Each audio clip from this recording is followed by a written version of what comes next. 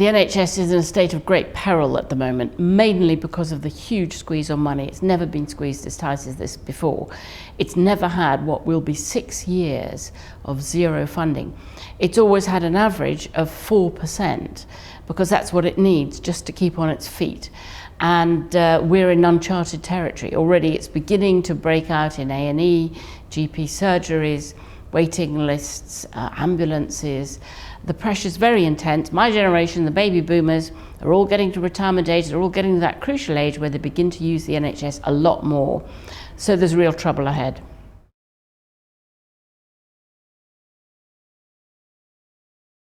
In 10 years' time, it will depend entirely who has been elected.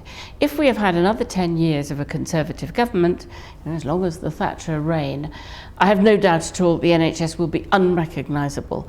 The whole of the Lansley reform has been to marketise it. It's to say the market is the only thing that works, the magic of the market will plan, the magic of the market will sort it out. The NHS will just be a sort of insurance system, and there will be myriads of competing providers. It'll cost a lot more because they will take large profits out of it. Already they're galloping ahead. You read something like the Healthcare Investor, you can see the appetite and the rampant way in which they're entering into the market. So if they win, then I think the NHS won't be anything like we know it now. If Labour wins, I think that if they're sensible, they'll keep some of the structures there, because the last thing the NHS could survive now is another massive reorganisation. But they will take out the marketising, take out the competition, make sure that you work towards integrating hospitals and community care. All of the things that really might save money and might keep the NHS on its feet, competition won't.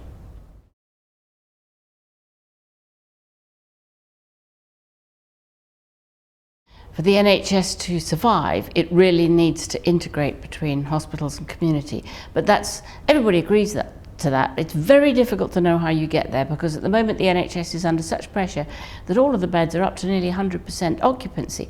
So you can't suddenly say, we'll shut down the beds and then miraculously a community service will develop. The community service has been cut by this government's austerity by 20%. There are many fewer, for instance, diabetic nurses, specialist nurses, who can look after people in the community and see they don't need to go into hospital. There is less of everything. And in this atmosphere, to try and restructure, not exactly restructure, but to put your emphasis into reinvest into the community will be very hard. I think you will have to go back to the voters and say, we need to put more money into this, and maybe you have a hypothecated tax of some sort. And I think voters would rather pay a higher tax that they knew was going to keep the NHS on its feet than to see it disappear beneath them and end up with something like an Americanized system where anybody who could afford it would feel they needed to take up private insurance.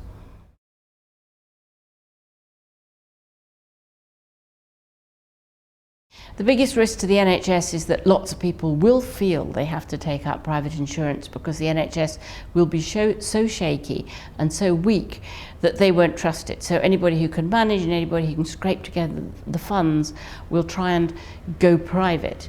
At that point, as a universal system, it begins to collapse. It becomes a very poor system for very poor people. The idea of the best there is for everybody will have gone. And we have to hold on to that. There are a lot of forces, a lot of people on the right wing who say, we should start with co-payments. You can top up, pay a bit to go to your GP, pay a bit for an operation. The moment we go down that path, we have lost the notion of the NHS is there for anybody and for everybody and as good as it can be. And I think that's a very real danger. People may not notice step by step that that's the way it's going, but there comes a tipping point where suddenly paying becomes very important, and there's a big difference between people who can afford it and people who can't.